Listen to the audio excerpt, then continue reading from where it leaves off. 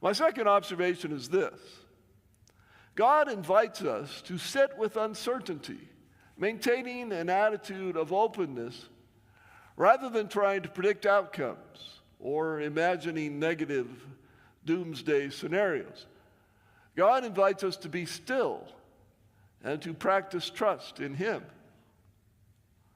We do not do ourselves a favor when we let our imaginations run wild with gloom and doom. There is a more positive way to use our imaginations, and that way is modeled for us in Psalm 46. So I invite you to hear the words of the psalmist. God is our refuge and strength, a very present help in trouble. Therefore we will not fear, though the earth should change, though the mountains shake in the heart of the sea, though its waters roar and foam, though the mountains tremble with its tumult.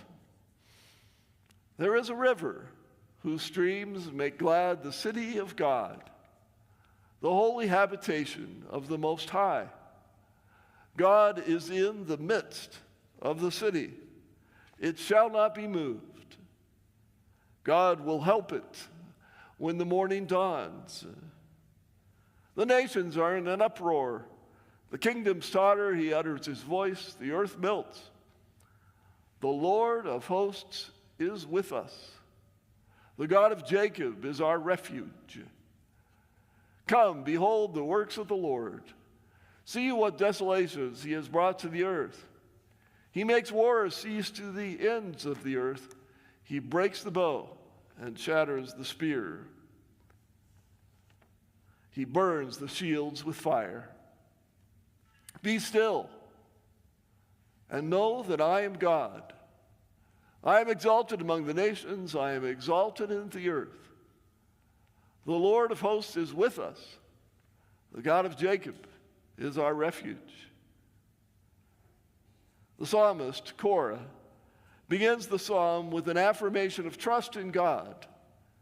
In verses 2 and 3, Korah then paints a doomsday scenario, an earthquake that produces a tsunami, bringing a terrible flood. This was the worst fear of the ancient Jewish people. Would you trust in God in such a catastrophic event? Would I? Would we choose not to fear? Then in verse 4, the scene changes entirely to a peaceful, life-giving river running through the heart of Jerusalem. After painting this picture, the psalmist declares, God is in the midst of her. She will not be moved. God will help her when the morning dawns.